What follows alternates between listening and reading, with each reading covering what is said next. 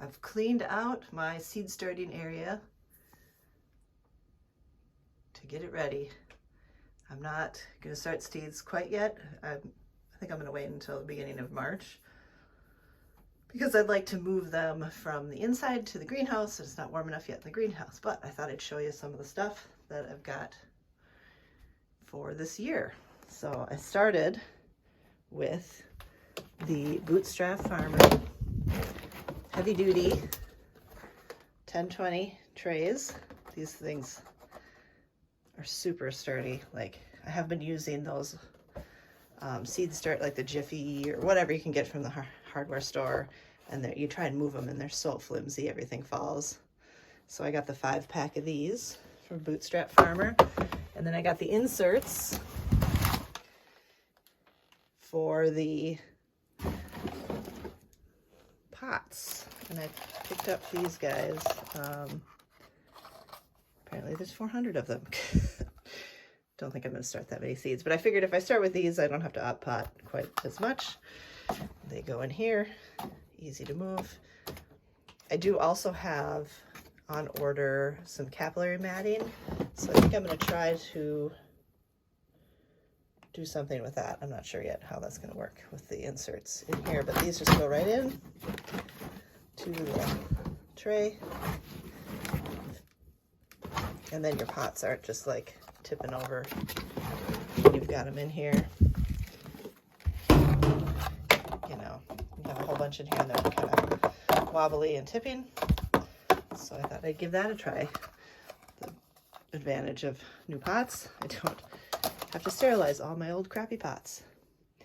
So this year also, I think I'm going to make my own seed starting mix. So we're going to give that a try. I ordered some perlite and some vermiculite.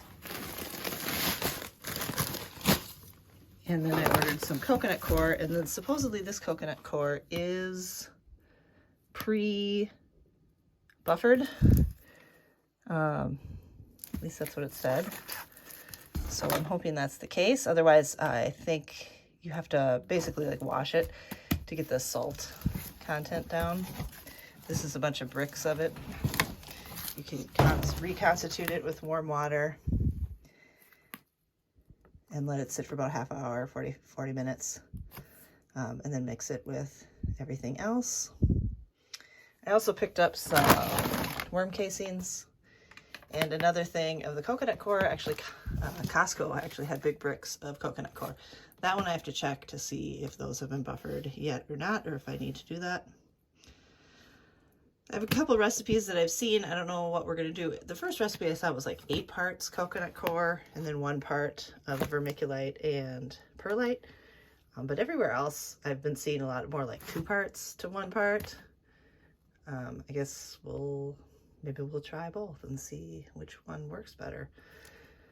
But I don't know. I usually do like a humidity dome, and I have a few, so I can throw those on there because I think I'm only going to start a couple trays inside, at least for now. On the top shelf, I do have room for like 1 more tray under here. These lights aren't the greatest. And I've got a couple heat mats to get things started. And I got a little fan to start out this year. And then here's the seedling camera. Gotta have that, right? The problem is getting enough outlets to plug all this stuff in. So I might need another plug-in. But I have to figure out what I want to start. Probably the longest things like loofah. I know it'll take forever. I might start a few tomatoes, get those going. Some of the stuff I'm just going to wait until the greenhouse is ready and start everything right in the greenhouse. But I need to get shelves in there and get that going. But yeah, so that is the start of seed starting. I'm kind of taking it easy this year, not getting too excited and getting too ahead of myself, because really when it came down to it, some of the things that I had started in previous years, like cucumbers, things like that, I'd start a bunch, put them outside. Some of them did okay. The ones that didn't do okay, I replanted directly outside, and those did just as well in the same amount of time as the ones I had started inside. So kind of like, what's the point, right? But anyway, just a quick little update. Sorry, I'm really bad at houseplants. I don't know why.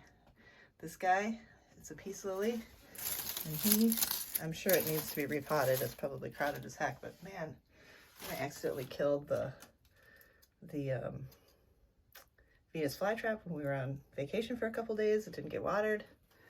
So really much better at outdoor plants, but all right, more later when I start doing some seeds and mixing up the